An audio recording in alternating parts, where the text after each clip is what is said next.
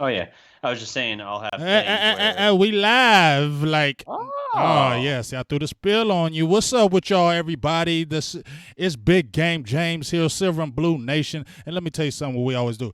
My dog DDP is on here from the Dallas Prospects, but see, he always be calling me and be like, "Hey Jay, we doing a show. Come on my stuff." So I said, you know what? I'm gonna get good on the ones and twos, and I'm gonna be the DJ, and I'm gonna have DDP on the show, and I'm gonna ask him questions. And that's what we doing today. What's up with you, dog? DDP, the Dallas Prospect. Give him a quick shout out for you, big dog.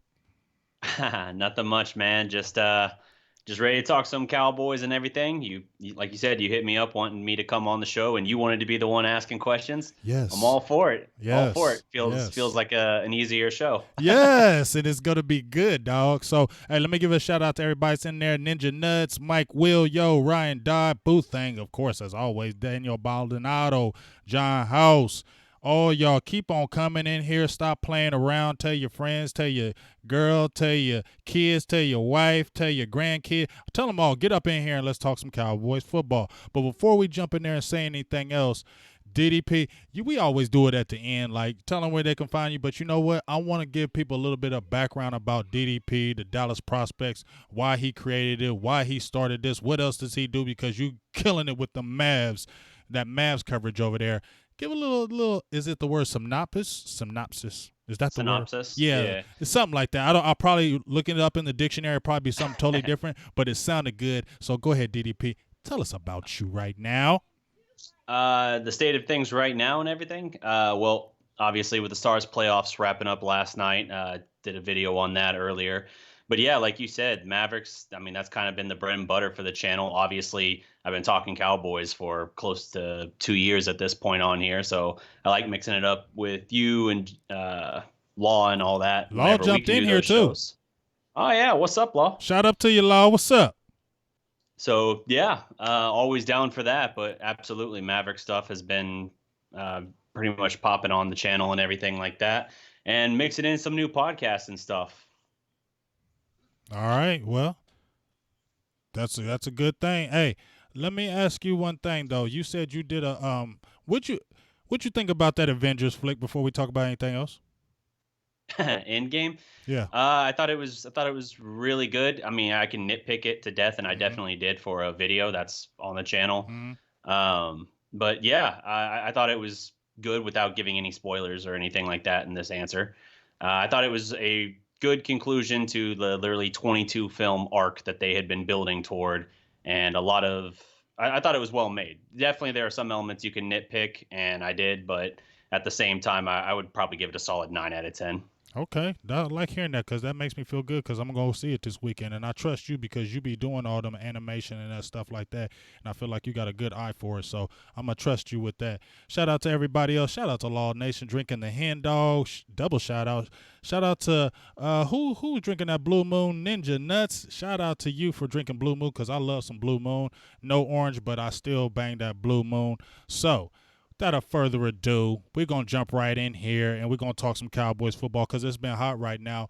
A lot of the hot subjects that's been going on, been crazy. The contracts, of course, Dak Prescott. Now you've been hearing rumors about Amari Cooper. And then, of course, we're going to talk a little Zeke. You know, just the Cowboys in general. Of course, we know his contract isn't coming up for a couple years, but still there's some parameters that are going on in my brain to try to figure out how the Cowboys can work all this, okay? Mm-hmm. So Yeah. I want to ask you right quick. I'm gonna jump into our first guy, and I'm gonna leave kind of like the best, save the best for last. But I'm gonna talk about Amari Cooper because he's kind of been the big subject right now. Yeah. Because we heard in the news from Calvin Watkins. Is it junior or was it senior?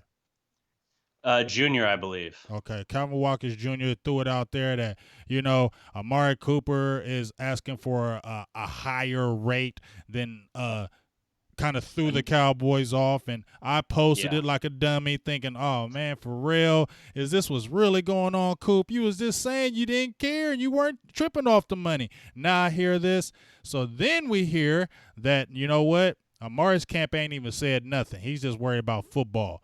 Let me ask you, Right. DDP, about Amari Cooper. Do you think that he should be paid like Odell Beckham Jr., who's making like 18 million a year?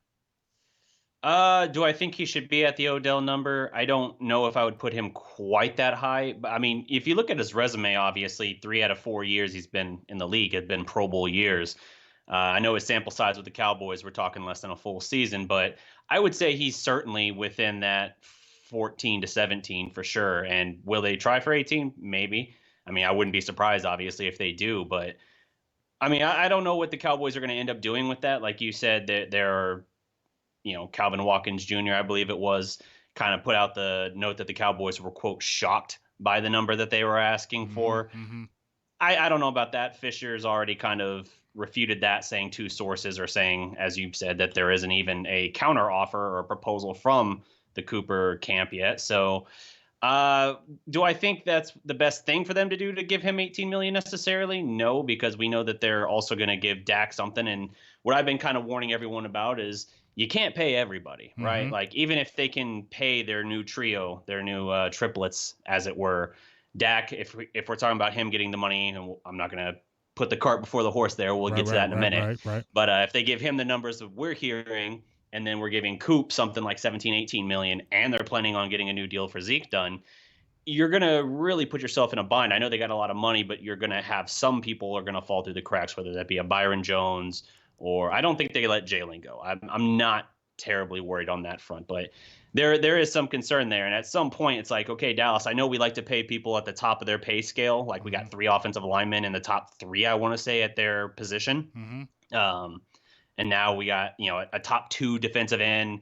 Now we're talking about paying Dak this huge contract, which for the time being would put him up in that upper echelon as well. And so you just can't go across the full board like that without anything other than rookie deal guys filling out the vast, vast majority of your contract, pretty much. That and special teams guys. Right.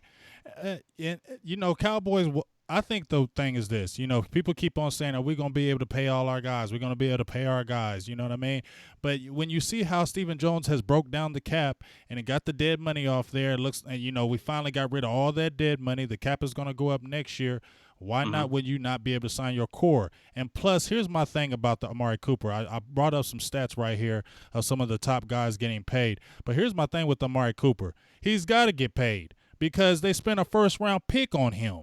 Yes. You get what I'm saying? So how are they not going to sign him? You're not going to spend a first-round pick and a half a season, and then you're going to say, oh, no, we're going to just let you walk because you're asking for too much money. That don't even make sense for them to even get rid of the pick, though. Don't you think?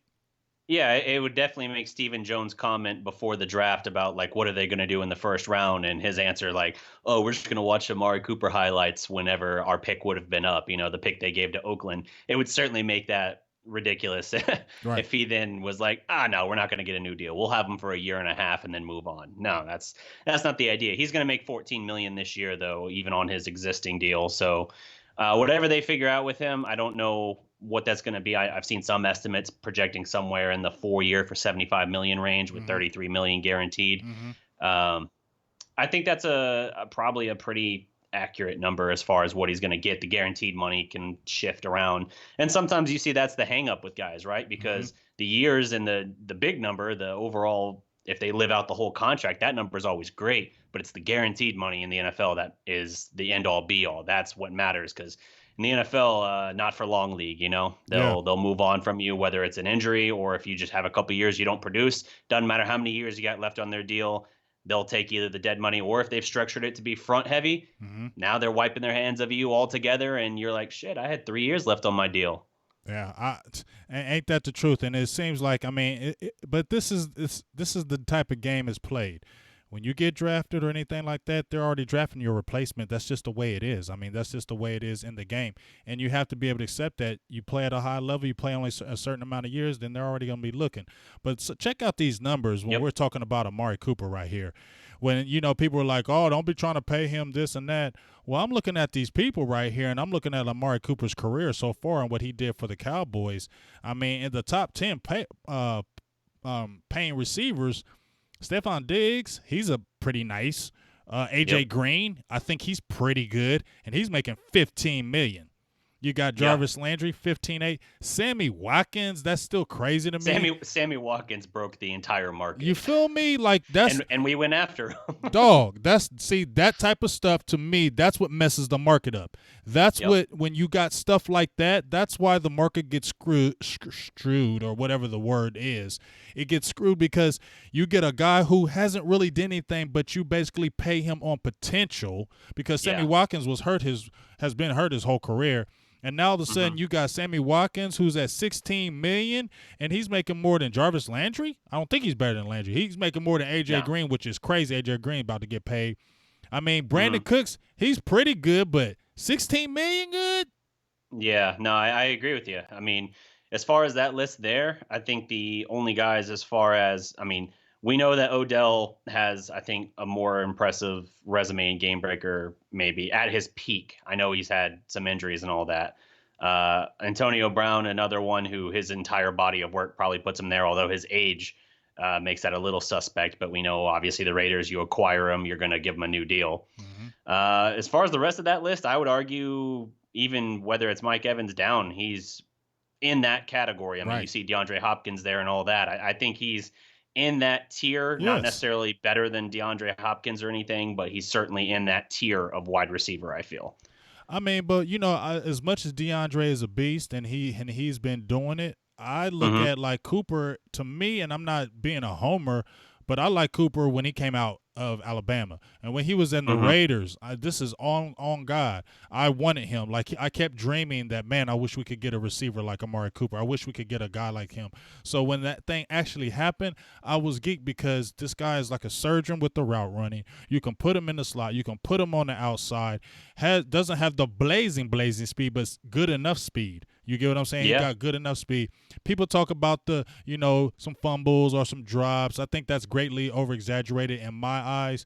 When I look at some of the top receivers, and when you talked about Mike Evans and a DeAndre Hopkins and even Antonio Brown, I can put him around that tier. I can definitely put him in a Brandon Cooks tier. So to me, 16 to 17 million, hey, I'm cool with that because I feel like the production, we got to go on the production of what he's done in the Raiders. He had some down years, but that was because, me personally, the Raiders, they do that to you. They'll take your heart. He had a down year and a half because we acquired him after that, and he still made the Pro Bowl that year. Right. So, yeah, he's got one down year in his career, really, because he still ended up finishing so strong with the Cowboys this past year that he still got into the Pro Bowl. So, yeah, no, that's 16 to 17 million. I think that's something that I'd be happy with, and I think that's fair value and all that for him.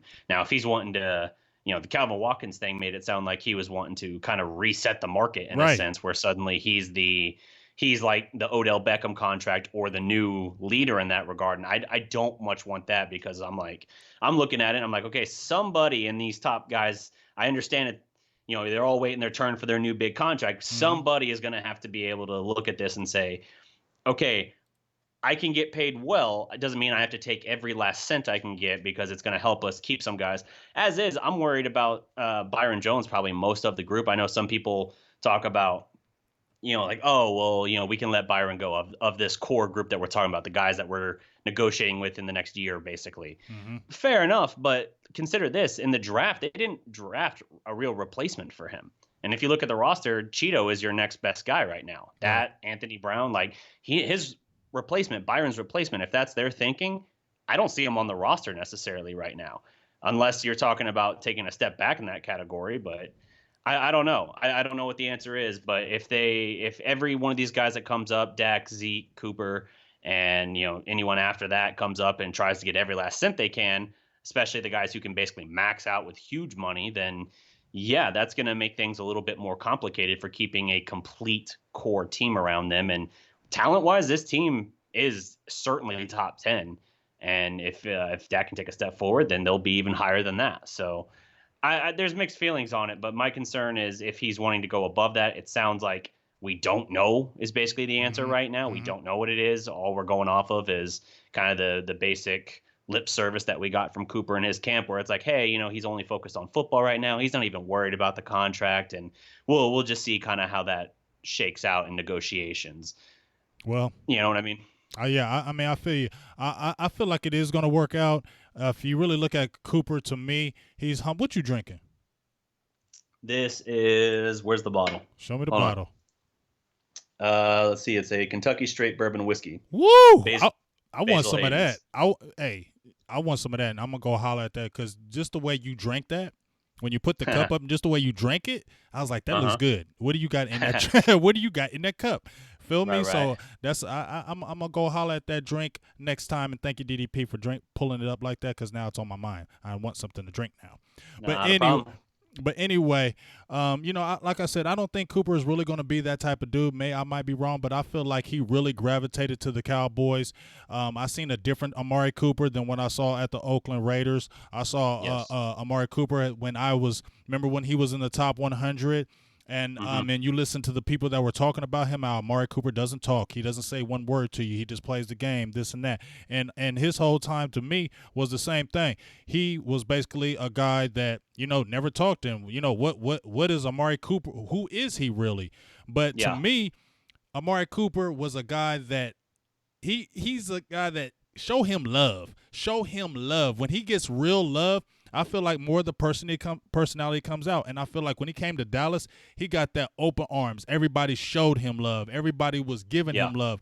And that Dak and him combination, and I think him and Dak just really hit it off in the very beginning. He went and got the chain. I mean, he cowboyed out. I feel like the Cowboys really made his mind better. And I think the reason why he wasn't playing good at Oakland because he just wasn't getting along. And when you don't get along, sometimes your performance is affected. They are not robots; they're human beings. And if you're Sure. got beef with a coach or you aren't feeling a quarterback or things are going on, you don't play as well. And that's just a fact. Right. Well, look at it this way. He's an RKG, right? He's Yes. a Jason Garrett, right, kind of guy. And you're talking about not only that, he's one of the five best players probably on this team. So when you have that guy, I know he's got this year left on his deal, but you're not going to let him hit the complete open market. You're going to try and work out an extension now. So when you have that kind of guy, let alone one that you invested this recently, that kind of asset into a first rounder, you're not going to let him go. And the idea is, yeah, you want to reward him. You want to say, hey, we keep talking about character and all this. Like you said, he has no off the field issues. Mm-hmm. Never have to worry about him or what he's up to off the field. Never have to worry about his name being in the media for any negative reasons at all. Mm-hmm. When that kind of guy comes up, you want to reward him in that case with a good contract. And I think, yeah, like we've been talking about, and something in the 16 to 17, hell, even 17.5 per year. I think that's all very fair and very beneficial to him in a way where if you're trying to influence the rest of the team, like, hey, if you kind of walk this line and do what we're asking as far as character and all that, and keep your, and you keep making an impact for the team, then yeah, you'll get your chance of getting paid too. So we'll just have to see. But I feel like that's something that this is the kind of prototype of that kind of thing you would want, and you got to take care of them in that case. I feel you. Well, I'm going to ask the people who's all in here. What's up, everybody? A quick jump out here. Shout out to everybody. Tariq Salim, Muggs Maxwell, how you doing? D. Will, Kerry Teagle, Paul G., Stevie Mac 23. What's up with you, big dog? Meticulous Cowboy 86. Thank you for sharing and liking and sharing and telling everybody to do it. I miss y'all. Thank y'all. I'm glad y'all in here. And I'm gonna ask y'all right quick before we jump on to the lightning rod player. The lightning rod player. I'm gonna ask you guys.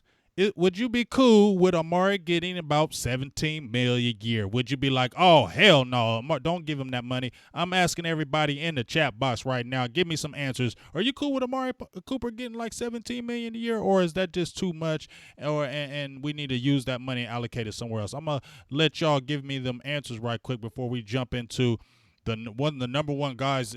It befuddles me. But this guy we're gonna talk about, it's crazy to me, DDP, for real. Yeah, no, I know exactly where you're going with that, and yeah, it is the most polarizing player in this sense on the roster. And the people who are in his corner seem to be firmly in his corner, and the people who are against him, man, they could not be more against him. Oh my gosh! And there's all kinds of discussion about his value, and I understand that we have the investments we have around the rest of the team.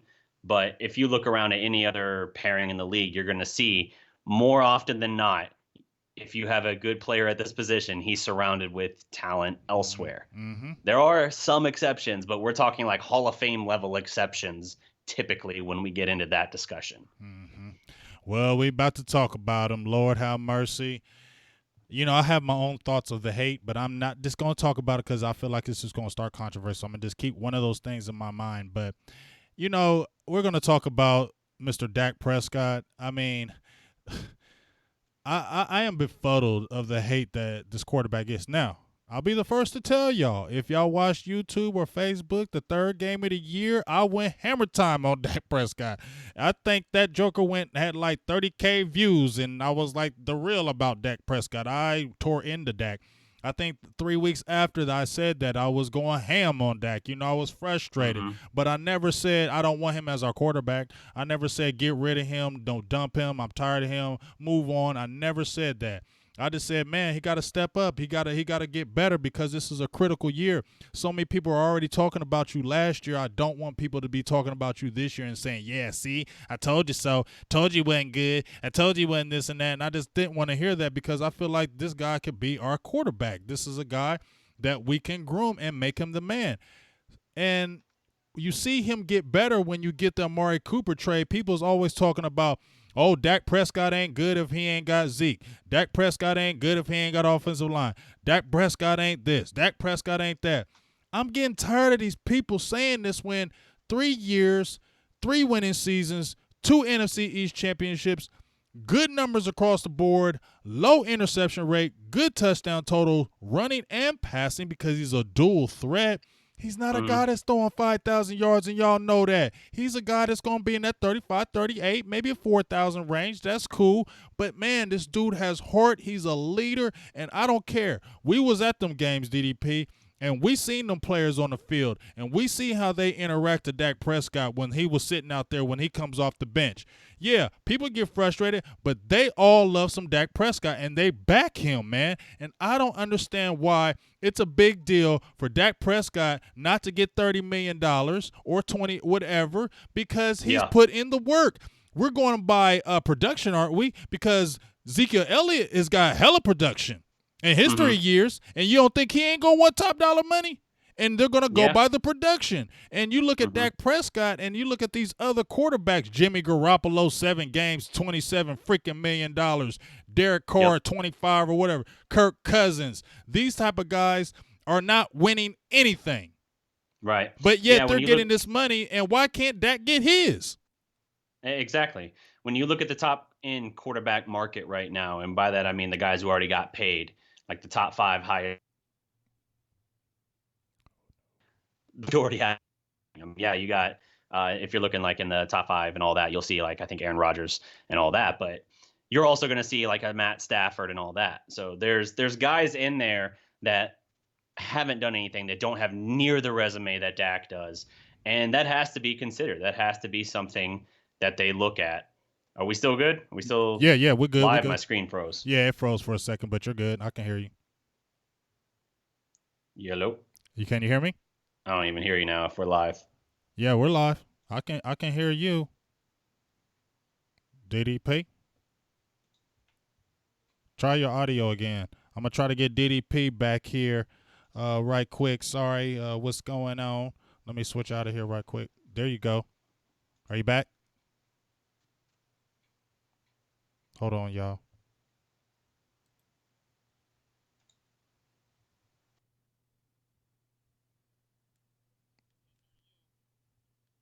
Quick technical.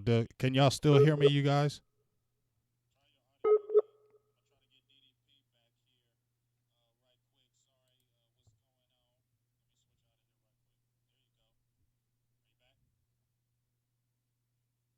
Give me 1 second, y'all. Had a little thing right now. I might have to call DDP back on here. Give me 1 second.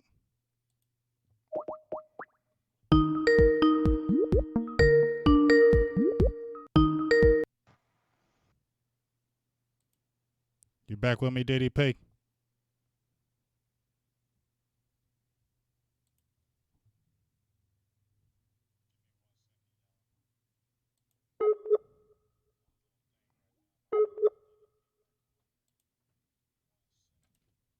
It's all right. So I think I'm gonna have to get DDP back in here. We lost a connection. I'm gonna have to bring him back in here. So I apologize about that. Sorry about that.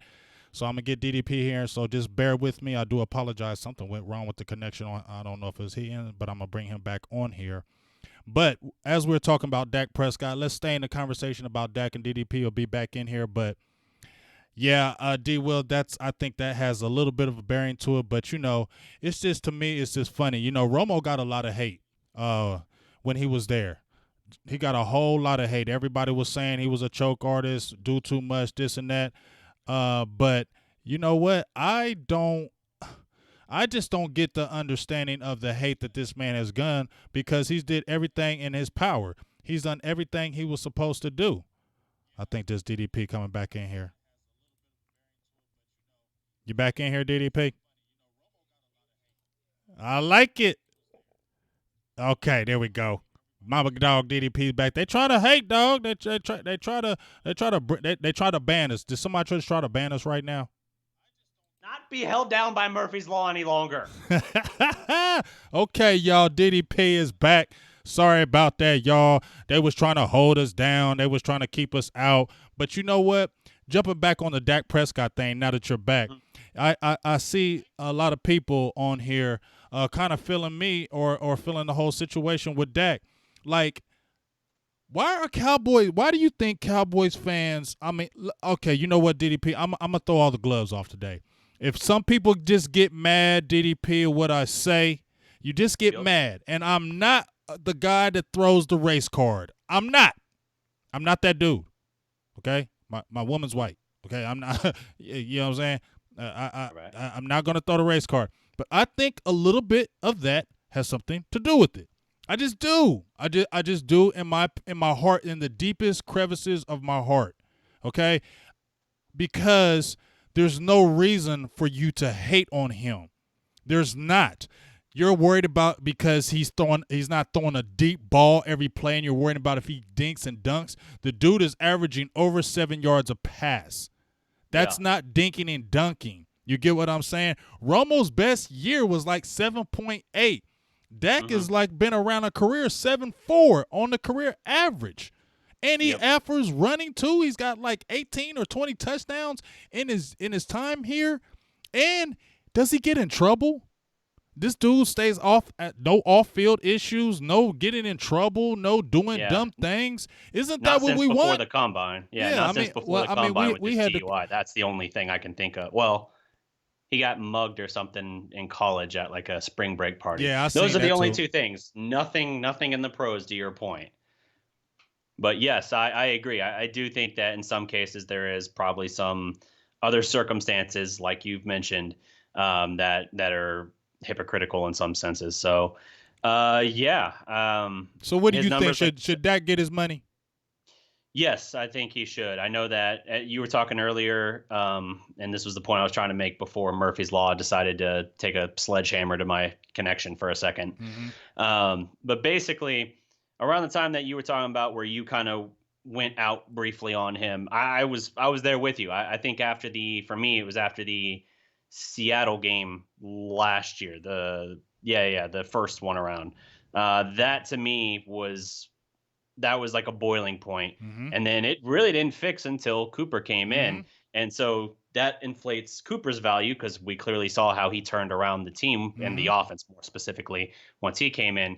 But at the same time, that doesn't devalue Dak, because Dak has put forth as good, if not better, numbers than really anyone you could look at across their first 3 years as a starter. You mentioned earlier his yards per attempt comparison to Romo.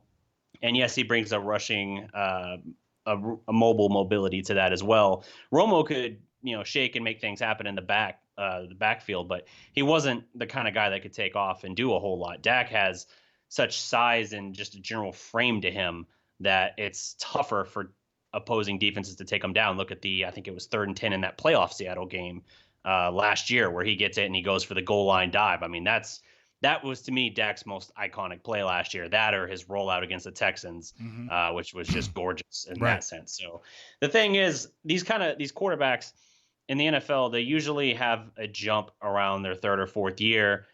Can he do that with these pieces in place? Yes. would he be able to do that if you stripped away all of this and put him, let's say, I know the Browns look really good right now, but let's say he's on the Browns circa 2 years ago. Is Mm-hmm. that going to make them suddenly a playoff team? No, he's not one of those guys that by himself changes the entire trajectory of a franchise, but he's absolutely a guy that you can win with. We already talked about the guys on the list who what they've done and the kind of money they've gotten, and you can say that that's skewed the market and that we shouldn't follow along and paying him some of the money, like Kirk Cousins money, right? With the Vikings, that's such a crazy contract, Right, and he ain't won shit. Right. And then we're like, oh, well, we shouldn't want to do that to that. So you think it's fair to ask Dak to take what could be, if you're in the camp that you think Dak sucks, you think it's fair to ask him to take what could be his one big payday in your mind if you're someone who thinks he sucks and be like, "No, I'm gonna give you a deal for like 19 million a year, which is basically not even backup quarterback money in some cases." I know obviously with Foles going to Jacksonville now, the Eagles aren't paying like crazy money to the backup, but you get the idea. Like his resume is far too good for that, and he's a winner. I mean, he is. His win-loss record speaks for itself. There was another version of the article that came out. I think it was Katie Drummond who you shared it the other day. Where it was talking about Dak through 3 years, the numbers. I wrote a piece just like that right before last year, talking about Dak through 2 years. And I compared with guys like Carson Wentz and Kirk Cousins, and I compared with other active players, and I threw in the kind of guys that you would assume would completely skew the numbers, like a Tom Brady, like a Aaron Rodgers, like a Tony Romo. And only in the case of like Rodgers and Romo was his numbers being surpassed. And every other facet, he was on par or ahead. And there was even like a Drew Brees in my article on that. So it's one of those things where it's like, I know the frustrations, but I think people are a little inaccurate in how they view it. They view it in the sense that they see when we get the play downfield and he misses Michael Gallup, for instance, and they base his entire value as a quarterback on those basic plays. And that's not that. They'll disregard. He can complete 17 passes out of 20, and they're going to yell about the one that he misses downfield. And yeah, he needs to improve on those. I've never said that that's like okay that he misses them. I understand his completion percentage in that department's not even terrible when you look at league average. In fact, I think it's on the slightly higher end. Yes, it is. I mean, if you look at his numbers across the board, they're as good or if not better. Most wins since he's came in his 3 leagues. I think he's tied or has the most wins in his 3 years in the league. The completion percentage. And here's what I brought up to a few people, and I've seen some comments in here. I think it was D. Will. He compared him to like a Steve McNair. I like that comparison too. Big, strong. Yes. And McNair wasn't like the greatest thrower. McNair wasn't the greatest passer. McNair wasn't just killing you throwing the ball. But you got him with an Eddie George. You got him some players around him, and you saw how good he was. And there was nothing wrong with that. And he took them to the Super Bowl. He got them Titans He got them better. Within 1 yard of a Super Bowl champion. You feel me? And yet these people are going to tell us that you can't win with Dak. You get what I'm saying? And then you see the quarterbacks that you've seen in the history in the NFL that have won some Super Bowls. What, Trent Dilfer was dope? Okay? Yeah, no, I don't Brad think Johnson. so. Brad Johnson was dope? No, I don't think so. And they got Super Bowl victories. And then here's something else that I was thinking about. Okay, everybody talks about they want to have this franchise quarterback throwing 55,000 yards, throwing bombs every play. Okay, Drew Brees does that, don't he? 5,000 yards. How many seasons he done have 5,000 yards? Okay, right? How many Super Bowls he won? One. How many years he been playing in the league? How many years has he been in the Super Bowl? You know what I'm saying? One. Yes. One time, dog. And then when I hear people talking about, oh, he ain't Drew Brees or he ain't Aaron Rodgers. Aaron Rodgers is great. We know that. One. Also one. One. Aaron Rodgers has one. Drew Brees has one. That means 2 of the best quarterbacks who are going to Hall of Fame, have 2 Super Bowls between them. And how old are they? They ain't 20. Yeah, they're mid to late 30s in those cases. I think Rodgers is 35 now, and I think Brees is like 39 or 100, it feels like. Right, he's almost 40. Right. They move the goalpost. That's what it always is, right? You'll have people. I saw something literally before we jumped on the stream where they were projecting out the upcoming season, like ranking all 32 starting quarterbacks, and they had Dak 24th. And I'm like, that's your list?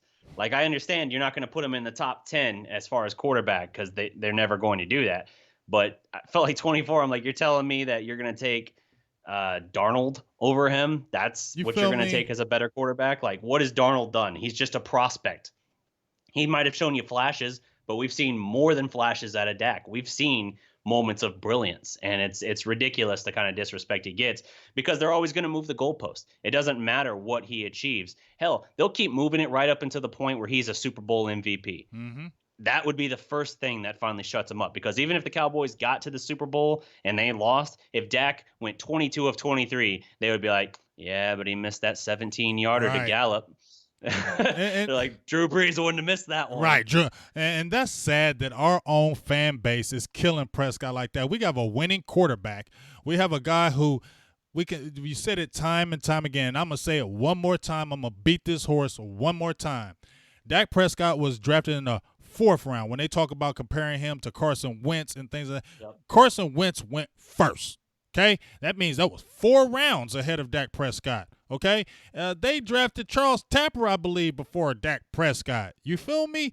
So, Yes, Tapper was before. so my thing is, they were looking at Dak as developmental. They said, you know what? We have Romo. We almost made a run with Romo in 14. He's coming Mm-hmm. back from the injury. Let's go ahead and start preparing because we know his time is coming to a near. So let's go ahead and get a guy that we feel like Romo's got some couple years left, but let's get a guy that we can groom who's a winner. Because when he went to Mississippi State, they weren't ranked. I remember they weren't Right. ranked, and Dak Prescott got them to number 1. It wasn't nobody on that team. Beat It was Bama, Dak right? Prescott. Yes, it was Dak Yep. Prescott that took them from nowhere, and I think that hadn't been done in the college football for I don't know how long. That they were take an unranked team and take them to already all number 1. That was Dak Prescott that did that. You get what I'm saying? No. So that Yeah. just shows right there he's a winner, and those are the traits and intangibles that they wanted. But they wanted to groom him. They knew he wasn't the greatest passer in the world. They knew that. They knew he needed work. They knew that. That's why they wanted to develop him and sit him on the bench. Okay? Romo Yeah. goes out, gets hurt. Mhm. Okay? Kellen Moore was the backup. And then Kellen Moore broke his ankle. Kellen Moore is going to be the backup. They still did not want to play Dak Prescott because they thought he was not ready. He comes in from somebody thinking that he was not ready. And look what he does. He doesn't come Right. in and look crazy. He doesn't come in and look terrible. And even 2017, it was an uneven year, but it wasn't a terrible year from what some of the guys I've seen at playing the quarterback position. Yeah, I mean, you hit the nail on the head there with Kellen Moore. He broke his ankle in training camp, I believe, and it might have been like a week before that Seattle Romo game. Yeah. So Dak elevates within the span of a week or two from like hey, he's a 4th-round quarterback. We're probably going to keep him around and hope he can maybe develop into something. But he was a compensatory pick. He was the DeMarco Murray compensatory pick.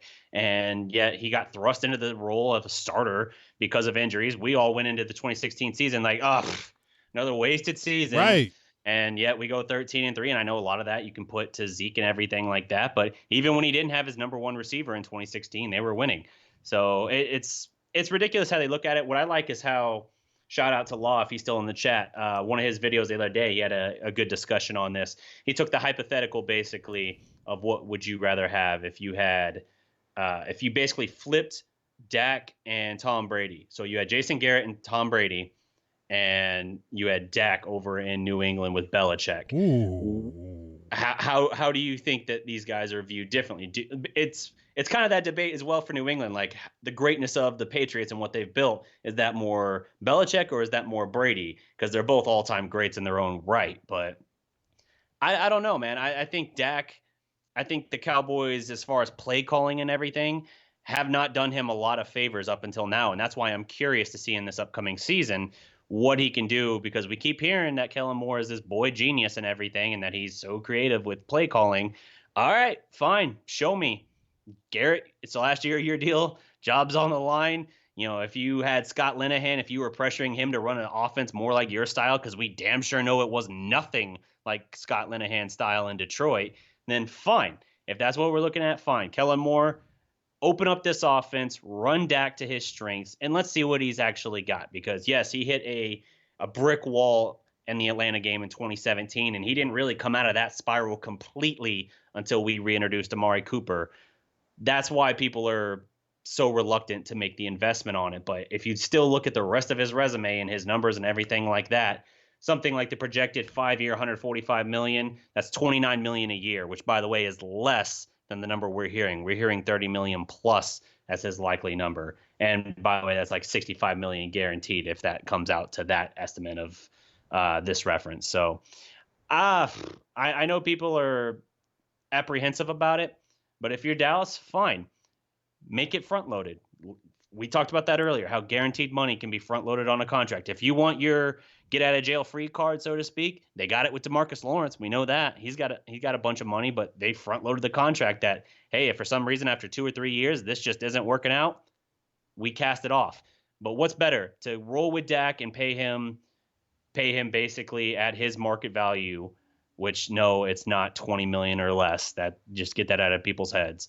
It's probably somewhere in the 28 to 30, I would say, range because of how ridiculous that one position is inflated salary cap wise around the league.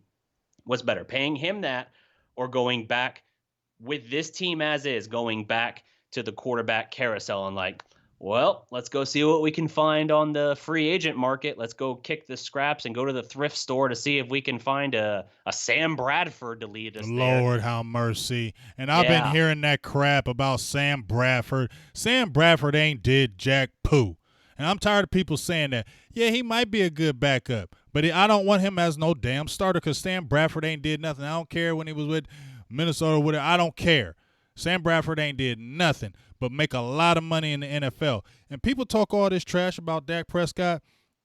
Let's say Dak Prescott, Lord forbid, I don't even want to speak this, but let's see Dak Prescott get hurt and be out 7 or 8 games and then throw Cooper Rush in there.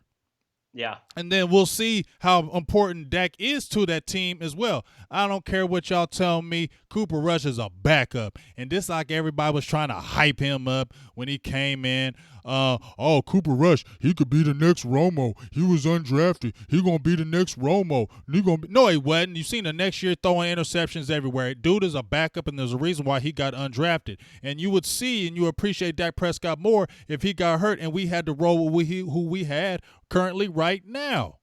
Mm-hmm. Yeah, he's a backup because he's got a water pistol for an arm. Exactly. Shout out in the comments to Lunzadas. Hopefully I'm saying that said that good. Close to right. You said that great. On the Brady versus Belichick thing, he says it's Belichick because Belichick is 14-6, 70% win rate without Brady in the game. Oh, good stuff right there. I like that. So there you go. And they did go 11-5 with freaking Matt Castle. So, hey, there's something to that. Granted, that was the year after they went 18-0 and then lost in the Super Bowl. So that was a stacked team for New England. But still, it's without Tom Brady, 70% win rate for Belichick. So, yeah, I would assume Dak would fare better with Belichick than Tom Brady would with Jason Garrett. And by the way, I don't mean that. Go ahead. I don't mean that trade-off today. I mean that trade-off like their entire careers. Like, imagine that. Man, if Dak had Belichick, what? Yeah. Are you serious? Oh, my gosh. Yep. He would make Dak so much better. And here's the thing. Dak is only going his 4th year, and I'm telling you, that fire move with getting John Kitna in the fold, that is definitely going to help. You know, you brought up the Kellen Moore thing going on. I think that will help because they kind of were groomed with each other. And I think Kellen Moore, he's young. He has a young mind. And I think that he is a listener, which Scott Linehan was not. Scott Linehan did not listen to the outside. It was his way or no way. And if you didn't like what he said, guess what? You was gone, Dez Bryant, Bryce Butler, who else or whoever said one thing against it. Cole Beasley saw his way out because he wasn't liking his role. That's what was happening because Scott Linehan didn't want to listen to nobody. He felt like I'm an offense coordinator. I've been an offense coordinator for how long, and I've coached this and I coached that, and you're going to listen to what I say. Kellen Moore, I feel, is not going to come in that situation because this is his first time. This is his first rodeo. This is his first thing around the block. So I think he's going to come in, and he don't got no power right now. Kellen Moore ain't got no power, so he ain't going to come in there stomping his feet. He's going to be a listener, and that's what Ezekiel Elliott said to Michael Irvin. Michael Irvin, I just posted that a couple days ago, how he was suspect on Kellen Moore as well. And Ezekiel Elliott came over to him and said, hey, Mike, you better listen This kid's got a good mind, and he listens to us. And he sees things. If he listens to what we see on the field, he will incorporate it. And that's what you be loving about a coordinator, is that you ain't overpowering him or anything like that. But things that you seeing on the field, and if you can come back and talk to your coordinator like, hey, we're seeing this, and that guy can go in there and drop a good play or in that playbook and make it happen and give you the ability to check off at the line, how are you not liking that? And plus, like you said, Garrett's job is on the line. So this offense is going to have to be freewheeling and wide open. It can't be looking stagnant because this is his last year. If not, in my opinion, maybe. Yeah, no, absolutely. And, for Kellen Moore, if it is Garrett's last year, if it doesn't work out, who knows what kind of future opportunity he gets as far as a coordinator. He probably doesn't get an immediate stab again at OC if it doesn't work out this year. Because if it doesn't work out, whether that means somehow this way too talented to miss the playoffs team misses the playoffs, or they get knocked out in the divisional round again for year 24 or 5 or whatever it is at this point for that particular count, then yeah, Garrett should be gone. And at that point, then you're looking at, okay, who's going to want to pick up Kellen Moore? Because odds are they're not setting the world on fire as far as an offense if it doesn't go right for them. Because we know how good this defense can be. So if you get the offense anywhere near that level, hell, if you get the offense even to just a quality offense, not even an elite offense, then this team should have the talent, you would think, to buck the trend. We know that they haven't won 10 games in back-to-back seasons since the 90s. This team, I think, is good enough that they should be able to do that, health permitting, knock on wood. And this team should be able to finally bust through the streak, because I do largely like the way that they have been building their roster. Even though we get frustrated, especially in free agency talk, I feel like they have gone about business smart. And they have drafted damn well, and you can afford to go about free agency smart when you draft that well. So I feel like they've shored up things, and as long as they can navigate these last couple critical deals in the immediate, I think navigate them without having to break bank and just completely forsake the future after like 2 years or something. Then I think we got a really nice window we're still looking at with this team, and that can kind of pivot into another talk if we want to get onto that subject, as I can see what you have upscaled next. So you know what's coming. yeah. So that'll pivot nicely into that as we talk about the window and the possibility of how that looks. So I'll let you lead us into this next topic. Yeah. It's getting ready to come. And I'm just going to say 2 last things about Dak Prescott, and I'm going to leave it alone. First of all, pay that man, okay? Second of all, one of the biggest things in the NFL, more than other sports to me, is health, because health is key in the NFL. You see it all the time. You seen what happened with Travis Frederick last year. I mean, we seen DeMarcus Lawrence having this. We seen time and time again Roma with the back injury. Injury can change the whole complexity of the team, and we know that. And one thing I noticed about Dak Prescott, he ain't never missed no game starting because of injury. Let's knock on that wood real good. But guess what? Availability is another way you get paid. Sean Lee, okay? Maybe that's the reason why they're not extending you and doing all this money with Sean Lee, because what? Why? You can't stay healthy. And that's one of the reasons why teams won't pay a guy, because he ain't healthy, and our quarterback is. So he got a lot more positives than negatives, and the things that he may have issues with are correctable, folks. So simmer down and support your quarterback, because he can get us there if you really believe. Yeah, no, I agree 100%. All righty, and then let the church say amen on that one. I heard my boo thing say amen, so Preacher James is on here right now, and the Lord, I said say amen, and I want the church to give me an amen right now, because we about to talk about somebody else right here. But let the church say amen for that good preaching from Big Game James and DDP. Let the church say amen. Amen. Now we're going to talk about another guy, and the segue perfectly went right into the screen. Ezekiel Elliott. Now, everybody been talking about Dak. Everybody been talking about Amari Cooper these last week, or been talking about Dak forever. How come ain't nobody talking about Ezekiel Elliott? Because I know for sure you had already wrote an article and said something about it. I wrote an article and said something about it, and they was dogging us and treating us bad, DDP. I never had so many people hate on me in my life when I wrote that article about Ezekiel Elliott. And I wasn't saying get rid of him and do this and that. I was saying the reality of the running back position and things of that nature. Now, you don't think Ezekiel Elliott, and this is what I was saying about Ezekiel Elliott. First of all, Ezekiel is a dog. He is a one of a kind. I watched him at Ohio State. I'm in Ohio. I seen Ohio State, and I wanted Ezekiel Elliott when he was coming out the draft because I said that dude is a once-in-a-lifetime type player. I mean, he's nasty. I mean, he's a beast, and we've seen what he does. But he's still a running back. I don't care. Yeah. He's still a running back. I don't care. You're still getting over 300 carries a year. That wears on your body, okay? That does eventually slow you down. So I see how they may have drafted. They got the 2 running backs, Tony Pollard. They got Mike Weber to back him up to lessen the blow of the carries. I feel him. But one thing I just keep sticking out of my head. Number one, Ezekiel Elliott, you don't think he ain't going to want top dollar? That dude is going to come in. He's going to want to be the highest paid running back in the league.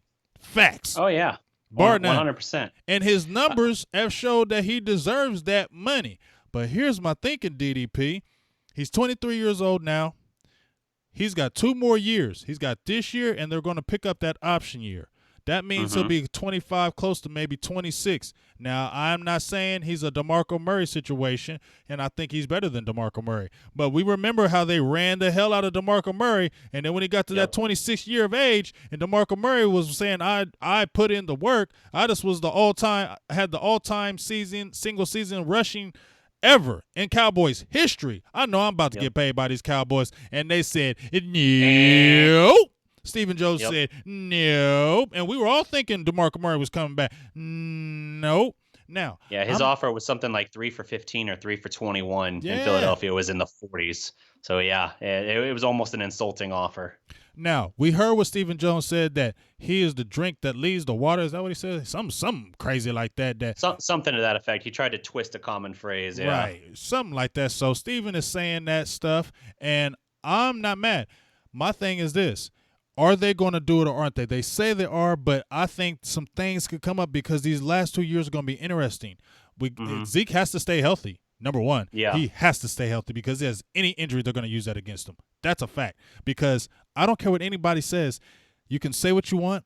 They drafted both those running backs to probably lessen the blow in the carries, but you don't think for 1 second that Stephen Jones and them weren't thinking that if this contract gets crazy with Ezekiel Elliott, that we have 2 guys. I'm not saying they're advocating, but they're covering their tracks like any smart team or business would do. That just in case if this contract thing gets crazy, then we got a guy in Mike Weber and Pollard that we can do a dual threat. And don't tell me the dual threat and the running back by committee doesn't work because there's been Super Bowl champions that haven't had all-pro running backs. Matter of fact, I had pulled up a stat. I think the last all-pro running back that won a Super Bowl, I think was Marshall Faulk. And that was 1999. Yep. Now, I'm not advocating we get rid of Zeke, but I'm just saying. You feel me, DDP? What's your thoughts? Ooh, well, yes, as you mentioned before, we have talked about this Zeke situation before. I brought it up, if you recall, at the very, very, very start of last season. And we got to be careful that those amens don't turn into pitchforks against us. Yeah, they're going to stab me. I'm not advocating. I'm saying keep your eyes open. Yeah, we definitely have been killed for that, even though I don't think we've said anything unreasonable. And there are some people that speculate I have lessened Cowboy coverage in recent weeks because of they've been copying us, dog. Yeah. I don't know about the reasoning that I was chased away or anything like that. But yes, I do find it interesting that our conversation is being discussed like we said it would and should. But how long? I don't mean to cut you off, but DDP, I'm gonna give him a shout out. DDP said this way before anybody else. You opened my mind to it. I wrote an article about what my thoughts were, and now we hear everybody and their mama, Tim Collishaw, and I'm reading these articles, and they sound eerily familiar like us. You read our stuff, you top dogs, you must be, because now y'all talking about it. Now y'all saying something about it. When we said something about it a couple years ago, as in just to keep your eyes open, because nothing is guaranteed in this league. Yeah. No, Zeke's camp, as you mentioned the DeMarco Murray parallel. They are 100% aware of that. And yeah, we used up everything we could get out of DeMarco, and it became clear once you got to the probably 2/3 point of that season they're going to run him into the ground, and they're going to leave not much left. To use a Joseph Randall phrase, he said in DeMarco's case, he left a lot of meat on the bone. Mm-hmm. The Cowboys left very little meat on that bone. Mm-hmm. Now, he had, I think, one more good year with Tennessee in a backup, or not a backup role, but a two-headed monster role with Derrick Henry his rookie year. But still, you saw how quick he retired after that, though. Yes, yeah, and I don't look at Zeke as necessarily the same situation completely. Like you said, he is younger. He doesn't have that injury history. DeMarco Murray was hurt all throughout his Cowboys career, all throughout his Oklahoma career. Yep. That's the only reason I think he is the all-time leading touchdown scorer still in Oklahoma. Maybe he's been passed by someone recently. But I mean, he's right up there, and he's not more celebrated because he was always hurt. He kept missing the Big 12 championship games, the national championship games. Like, it is what it is, not to get off too far in that direction. But yeah, I don't view that problem completely for Zeke, but there is something to be said that look at how much they've invested in terms of draft picks, in terms of top end contracts. Like I said, they got like 3 guys on that offensive line that are paid at the top 3, or maybe with the recent shakeups in the last year or so, maybe and still in the top 5 at their positions. They've invested over $100 million in that offensive line. They've invested heavily elsewhere. Like, you look at that and you say, okay, where did some of these other star running backs go? I know his name is more or less mud these days, but Kareem Hunt was I think, 3rd or 4th rounder when he came out, and he set the league on fire for a while too. Now, I'm not saying Kareem Hunt is 100% of what Zeke is. That's the important thing to remember in the discussion. If Dallas were to look at this way, and no, they're not giving the indication that this is their plan. I'm just saying what the original conversation and logic stemmed from was in the first 4 rounds of the draft, you can still find quality running backs. To your point, as you're talking about the guys that we got to help spell Zeke if necessary this year, Pollard was what, a 4th round pick? And then Weber was a 7th round pick. And that was crazy. Yeah. And so they're not doing it in a way where they're like, hey, these are necessarily the Zeke replacements. I don't view that this way. I think Zeke is actually safe in this regard. Now, if they had taken a running back in the first 3 rounds, I would have been maybe a little bit more side-eyeing it. I know Pollard's still a 4th round. You're like, well, that's one more round. Pollard wasn't even the starting running back for Memphis. So I look at it in that term. I think Zeke is probably going to get his deal. He's probably going to get something like $16 million a year.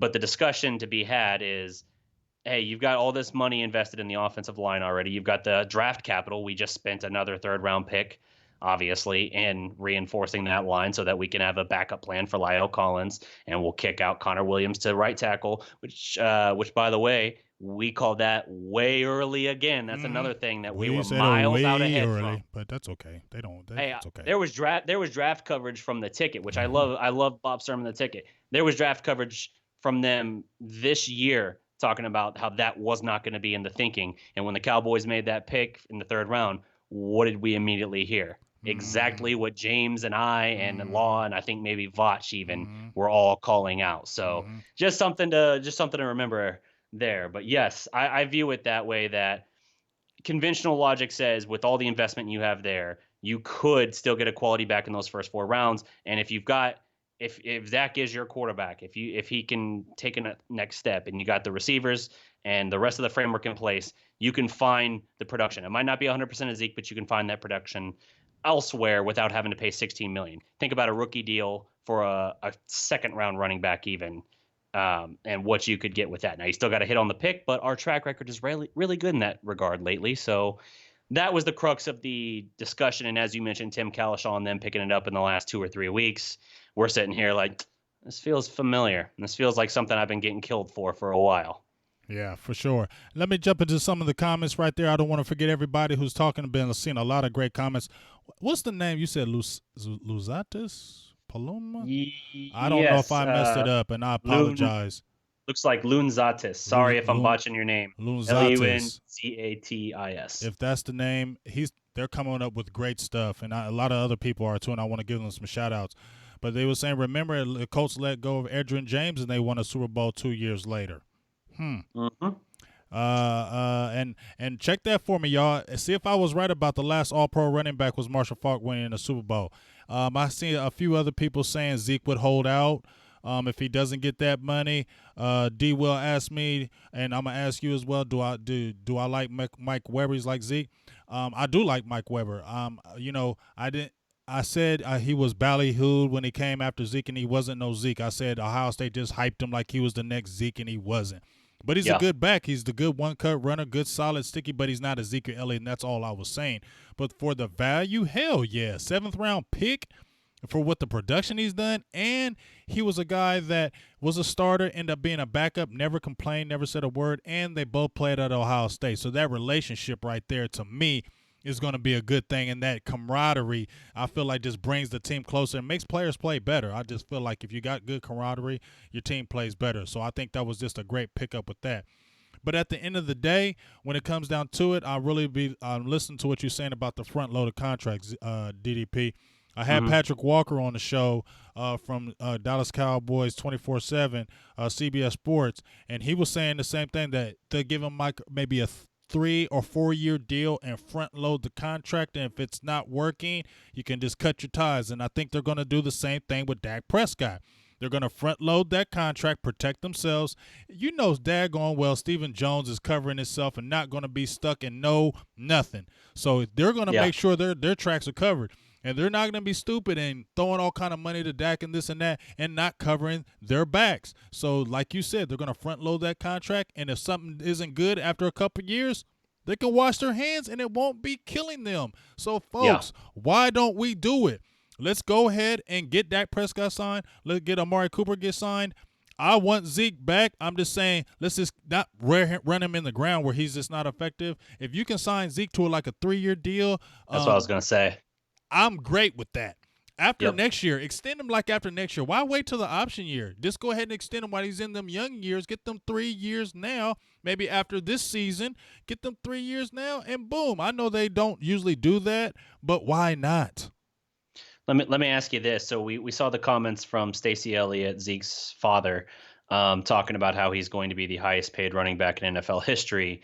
I assume in the context of his quote, he was referring to the highest contract ever, because we know Todd Gurley he's set the current market. But with Gurley, we know he's dealing with like arthritis in his knee. And like Zeke's wanting to get his new deal 2 years early. Gurley got his 2 years early. And now the Rams, if you look at what they invested in the draft, the Rams have officially put pretty quality picks in at least relief, if not possible insurance for Todd Gurley. Now, that is another cautionary tale. Now, I know Gurley obviously had the knee injury in college, and he's had now, it sounds like arthritis may be in that knee. So, again, not apples to apples. Zeke's biggest factor in his favor, the thing that has set him apart from everybody until now, he has not been hurt. Still knocking on wood. But that's the biggest point in his favor.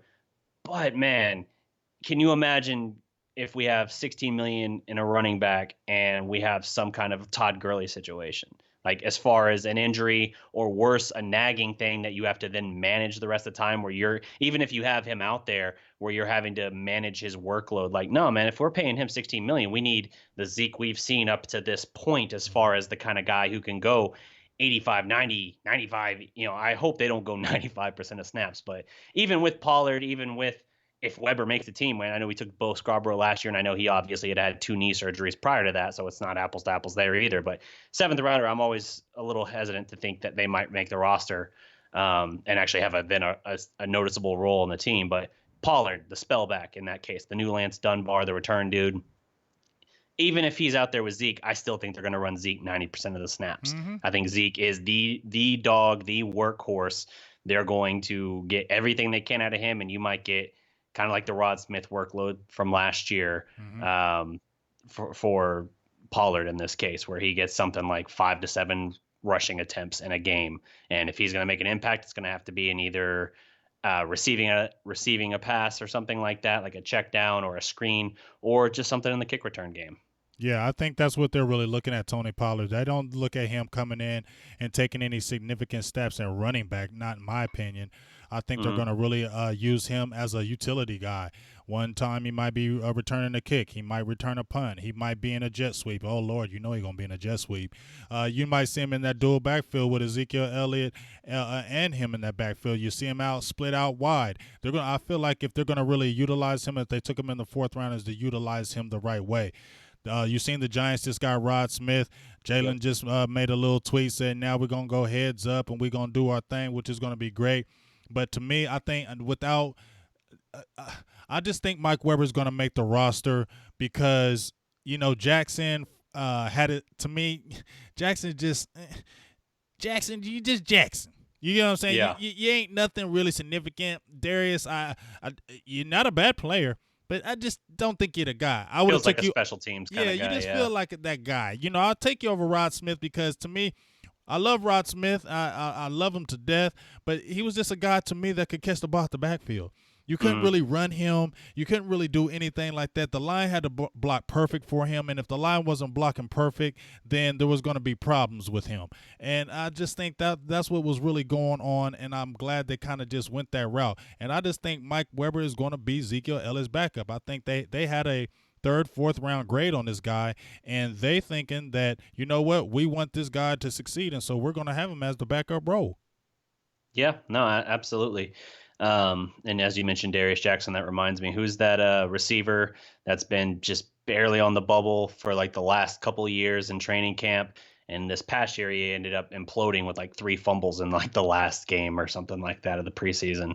I can't think of the receiver's name. He's a guy, he's a camp favorite, but he just fell apart. If you think of it in the chat, someone let me know. Yeah, somebody. Is it recent?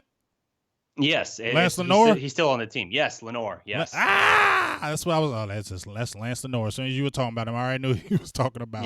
Yep. That's exactly who I'm referencing there.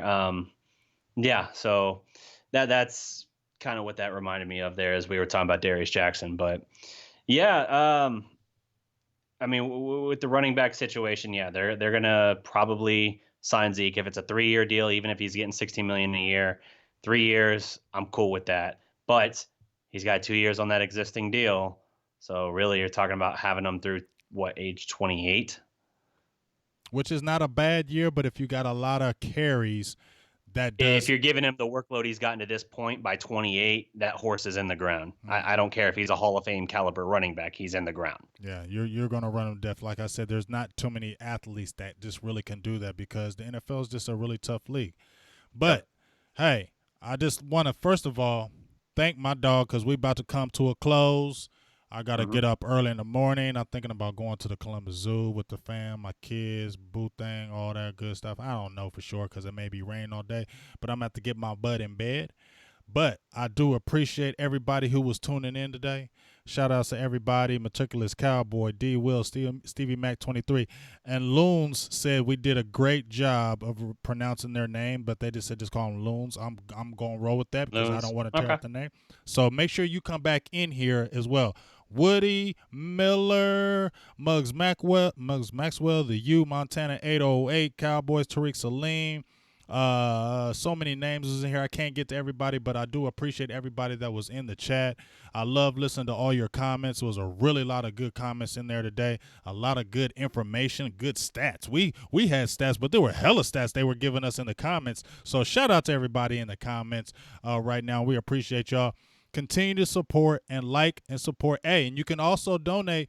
Hey, $1, $2, $1. You know y'all give money to all that other stuff. Continue to support Silver and Blue Nation. Like and subscribe to the page because, as I said before, none of this stuff is cheap, y'all. When I'm going out to these games, when I'm going out to Cali for training camp, when I'm trying to get to these functions, I'm paying.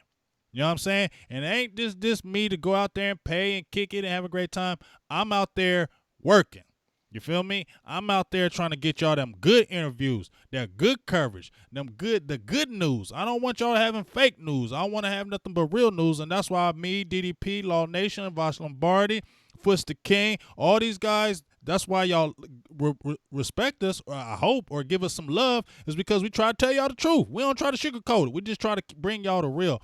So if you want to continue to support Silver and Blue Nation, please do that. Like and subscribe on our Facebook. Like and subscribe on our YouTube. And for real, go and like and subscribe to the Dallas Prospect. He's the one that put me on. I appreciate him from day one. He put me on, opened the door for me to do my writing, my articles. It's been a great thing. I need to get back on that, but I be so daggone busy. But he gave me a platform. He gave me a platform to express myself, to write the things that I love to do, and I really appreciate him for life for doing that. But DDP, tell them where they can find you. Tell them what they can get all this good information about you, and make them listen to what this man got to say. Because this dude, I'm telling you, and you better check out that Mavericks, that basketball, NBA, because that's the stuff over there that you got cooking over there. Ah, appreciate it, man. Yeah, it was no problem at all bringing you on as a writer for the site and everything. Your work's top notch. But Oh, I y- feel so special. But yeah, no, as far as the site itself, the DallasProspect.com, that's a hub where you'll find all kinds of content creators on there. You'll have Silver and Blue Nation, Big Game James, Law Nation. We'll cross post all their stuff there. The channel itself, the Dallas Prospect, I mean, Mavs is probably the biggest thing that's been popping on there lately.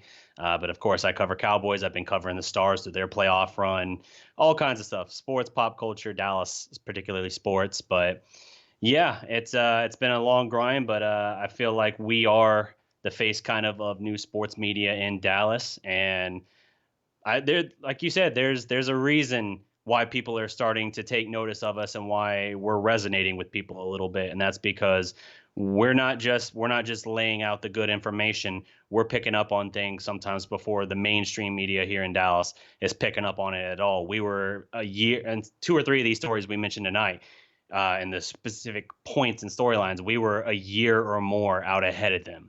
Like we saw this coming, Mm-hmm. and sometimes we know we catch heat for it, but we can take it. Mm-hmm. We'll deal with it. We'll deal with it, Mm-hmm. even if it's an important conversation. If it's something that we need to talk about, we'll talk about it. So support your content creators. Support Law Nation, Silver and Blue Nation, Big Game James. He's got his Facebook page as well for him.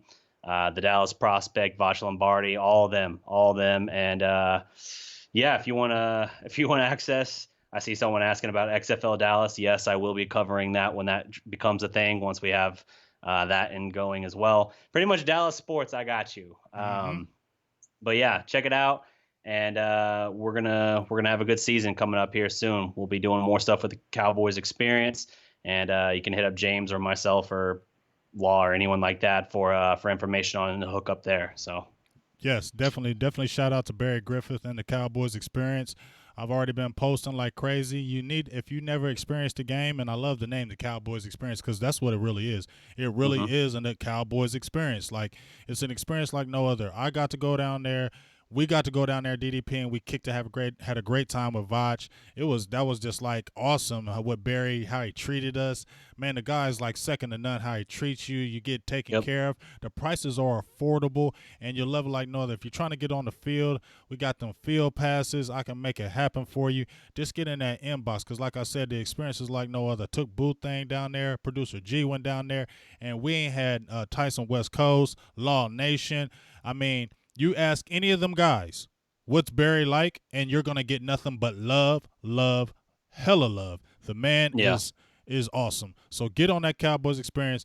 Get in my inbox on Big Game James page if you're trying to find out and want to go to a game, so I can get you hooked up, so we can get out there and kick it, because I'm going to be out there. We're going to drink. We're going to eat. We're going to have fun. We're going to talk trash. We're going to talk shit. We're going to get in these other teams' face. We're going to say we're going to beat you in the head. We're going to whoop y'all, and we're going to love it. We're going to have a great time. So get out there with me and love it. And the Tony Romo that's been commenting, that's been Bob Heck. What's up, dog? You always throw me off with that Tony Romo, dog. I'm like, who is Tony Romo? And he's like, Bob Heck. That's my dog. Appreciate you, Bob, being up in here, but you throw me off with that name, Tony Romo. So I'm always glad that you're like, Bob Heck in the building, because it makes me know where I'm going, because that's my homie right there.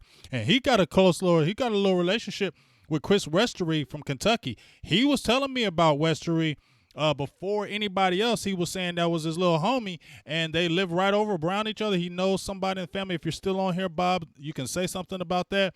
But he been kicking it with him, so I think he's going to try to talk to him, too. You know, you can always give me that interview, too, Bob. Just throwing that in there. You can always jump in my inbox, and, we can make that happen. But I'm just saying, what I mean, just for future. But keep on liking, supporting. Just like DDP said, I'm not going to blow your head up. But, man, I'm telling you, we not patting us on the back, But if you listen to Vach, if you listen to all these other guys, we say a lot of stuff before these other guys are saying it, like straight up. And then when you hear them say it almost like word for word verbatim, I be thinking like, are y'all sneaking and listening to us on the low? I mean, I know y'all play in the NFL and all that, but just because you play in the NFL and all that don't mean you got all the answers. It don't. Yeah. You know what I'm saying? Right. It don't mean you got all the answers. There's guys out here like us grinding and really know, and I played and coached and scouted and did all that, but we really are trying to bring the thing for you guys. So appreciate everybody in the comment box. Salutes to everybody. We'll have another show coming up soon. I thank you and I love you for life, DDP, for coming out here and showing me this love today. And we're going to do a hell of a lot more shows. So appreciate you, dog. We're going to give a salutes and sign off. I don't got the little excerpt to end with the Silver and Blue Nation. All I do is give you the do signs, or I give you the hook 'em horn signs. That's how I end the show. So hook 'em horns. I love y'all. Peace. I got one. Got you. What is it? Every legend was once a prospect. Uh-oh. Bob Heck said he got me. Bob Heck said he got me. You better give me that interview because you know it's going to be fire. You know I get them interviews. And, hey, one more thing before I get off here. I'm going to have Anthony Wright, former Cowboys quarterback. We talked. He said after the first week of May, because he just got done with some camps with them young boys out there, he's still coaching and teaching. We're going to have him on an interview probably next week, and we're going to get a quarterback perspective because he had some thoughts on Dak Prescott. He actually posted on my page, and it was some good stuff. We were talking about Daniel Jones. We're going to talk about all kinds of things, but I need a quarterback perspective about a quarterback. So that's going to be a great interview. Make sure you tune in for that. We're going to just keep on having fire here, y'all. There you go. All right, y'all. So I'm out. DDP, we out. Peace. Salute.